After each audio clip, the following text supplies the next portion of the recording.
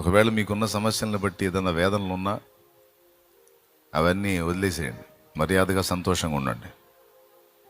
కనీసం నేను ఉన్నప్పుడు ఇక్కడ మీ మధ్యలో నేను ఉన్నప్పుడు అన్నా మీకోసం కాకపోయినా నా కోసమైనా కొంచెం కళకళలాడుతూ ఉండండి. ఎందుకంటే మీ ఫేసులు మాడినాయి అంటే నేను అసలుకే అది మీరు ఎప్పుడు సంతోషంగా ఉండాలి. సంతోషాన్ని నా తండ్రి మీ జీవితాల్లో, మన జీవితాల్లో స్థిరపరచాలి. ఆమేన్. ఇప్పుడున్న వేదనలన్నీ కూడా నా తండ్రి తీసేయాలి. మనశ్శాంతి, ప్రశాంతత, ఆయనలో ఆనందం, సంతోషం నా తండ్రి మనందరికీ స్థిరపరచునుగాక. ఆమేన్. చేస్తాడా యేసయ్య? డౌట్ లేదుగా. అది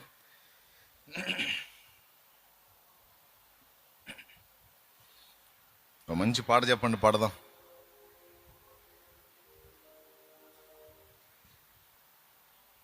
మీరేం చెప్పట్లేదు. దాటిపోవకాయ పాడేదా? ఇప్పుడే సంతోషంగా ఉండి మళ్ళీ ఏడుపు ఒకటి పాట అడుగుతారు. సరే పాడతాలే, అది అడిగారు కదా దాటిపోబోకాయ అని. ఏం చేద్దాం, మనకి ఏడుపు విచిత్రంగా వచ్చిద్ది. కొన్నిసార్లు ఆ ఏడుపులో కూడా సంతోషం వచ్చిద్ది. సరే ఏం చేద్దాం, ఏడుచుకుంటానే సంతోషపడదాం. కానీ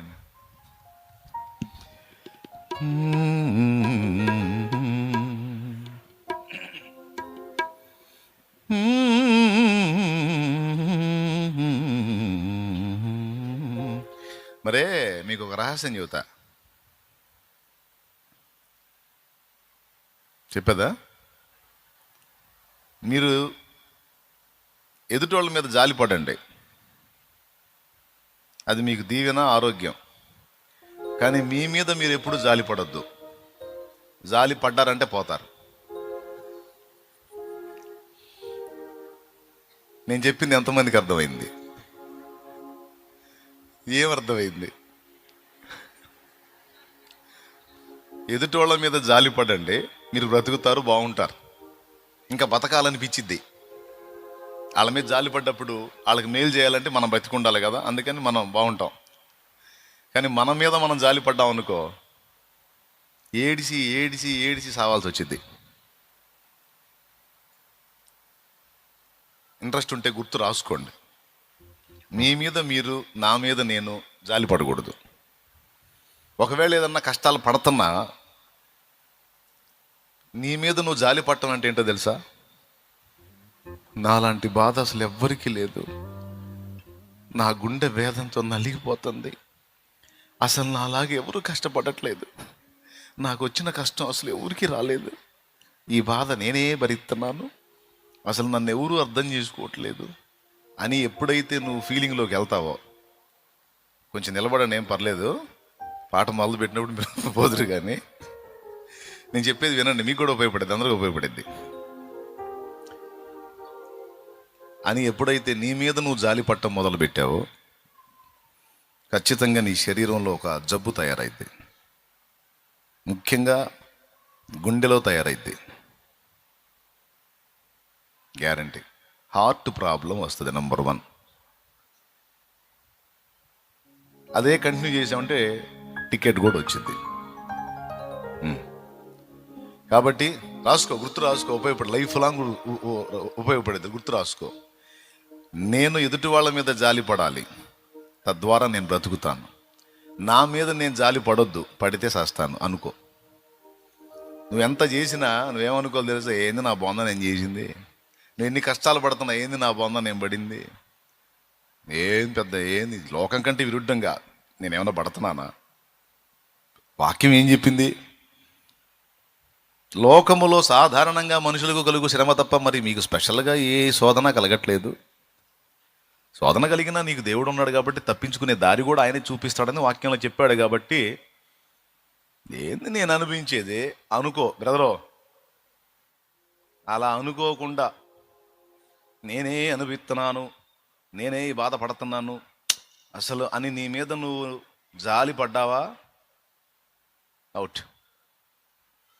అనుభవించి చెబుతున్నావు ఎడా, దేవునికి స్తోత్రం. అయితే ఇక దేవుని కృపను బట్టి ఇక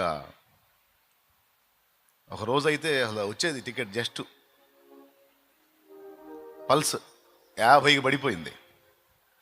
ఆ రోజు నేను చేసిన పాపం ఏంటంటే కొంచెం నా గురించి ఆలోచించా. ఆ రోజు నా గురించి నేను ఆలోచించా. ఒరే శాలేమో బాగా కష్టాలు పడుతున్నావురా అని. 50కి పడిపోయింది పల్స్. అప్పుడు అర్థమైంది నాకు, అమ్మ బాబోయ్ సైతానుగాడు ఎంత కుట్ర చేశాడు, నా మీద నేనే జాలిపడేటట్టు చేసి, అమ్మ నా ప్రాణానికి ఎసురు పెట్టాడు వీడని దులిపేసుకొని, ఎవరికంటే ఎక్కువ పడుతున్నాను, ఎవరికంటే ఎక్కువ చేశాను, అందరికాడికి ఎక్కువ పడ్డది యేసయ్య.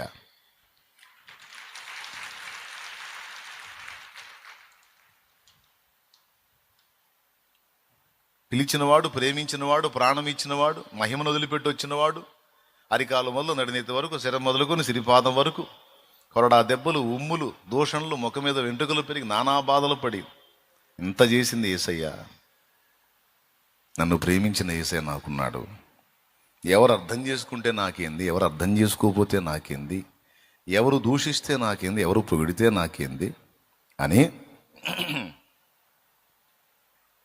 ఆలోచించుకొని, ఇదేంటి నేను కొంచెం నా మీద నేను కొద్దిగా ఫేవర్గా ఆలోచించుకుంటే ఇంత బలహీనపడ్డానేందని డౌట్ వచ్చి, అది సొత ఏదన్నా బాధ వస్తే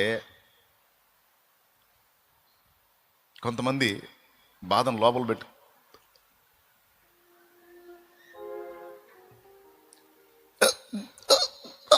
అంటుంటారు. ఏందిరా ఏంది ఏంది నీ బాధ, నా బాధ నీకు తెలియదు, నా కూడా నీకు తెలియదు, చస్తావు, అన్యాయంగా చస్తావు. అసలు ఇప్పుడు నేను నేర్చుకున్న పాఠం మీకు కూడా నేర్పుతున్నా. ఏంటంటే, ఏందమ్మా నేను పడింది, ఏందమ్మా నేను మోసేదే, ఎవరికంటే ఎక్కువ అని ఆ రోజు నుంచి బ్యాలెన్స్ చేసుకోవడం మొదలుపెట్టా. ఆ బ్యాలెన్సే నా మీద నేను జాలి పట్టడం మానేశా. ఎవరి మీద? నా మీద నేను జాలి పట్టడం మానేశా. జనం మీద జాలి పడతా. అర్థమైందా? కాబట్టి మీరు కూడా, బాధలు ఉన్నాయి, నీకుండే బాధలు నీకున్నాయి, నాకున్నాయి. ఇక్కడ బాధలు లేకుండా ఫ్రీగా ఎవరు లేరు, అసలు ఉండకూడదు కూడా. ఏ బాధ లేకుండా ఉన్నదే పెద్ద బాధ ఇది. కాబట్టి ఉండాలి, కాస్త కూస్త బరువు ఉండాలి, లేకపోతే మనం మాటేనో. కాబట్టి నడుస్తుంది. అందుకే అవన్నీ వదిలేసుకొని ఆ పాట పాడుకున్న, వెండి బంగారాలు నాకు వలదు, పేరు ప్రఖ్యాతులు నాకు వలదు అనేది ఆ తర్వాత యేసయ్య ఇచ్చాడు.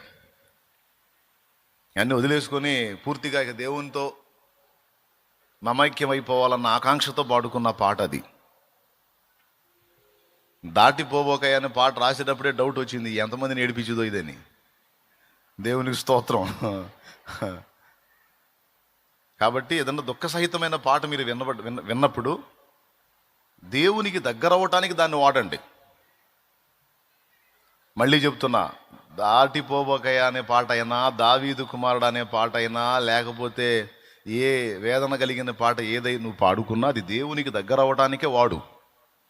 అంతేగాని కూర్చొని నీ మీద నువ్వు జాలి పట్టడానికి వాడవాకు, వాడితే పోతావు. చెప్పకపోతే మళ్ళీ తేడా పడతారు కదా, అందుకని పచ్చిగా చెప్పేశా. స్తోత్రం. ఓకేనా? పాడేదా? ఇప్పుడు మళ్ళీ సాడ్ ఫీల్లోకి వెళ్తారా? వెళ్ళండి, దేవునికి దగ్గర అవ్వండి.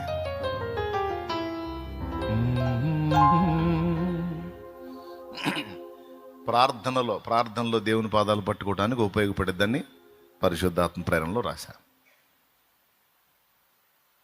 ఇది పెట్టుకొని నువ్వు ఏడుచుకుంటా కూర్చున్నావు అనుకో, స్ట్రోక్ ఖాయం, పోవటం ఖాయం. కాబట్టి మళ్ళీ చెప్తున్నా, ఇక్కడ ఉన్న వాళ్ళకి, లైవ్లో ఉన్న వాళ్ళకి అట్టా చేయొద్దు. ఓకే? మోకాళ్ళ మీదకి వెళ్ళి దేవుని అర్థించడానికి వాడాలి.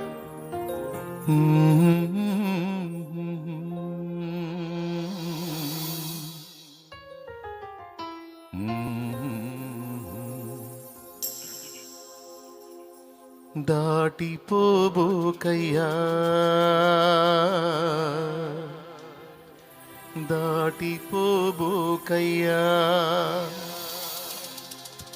యేసయ్యా నా దేవా, యేసయ్యా నా ప్రభువా.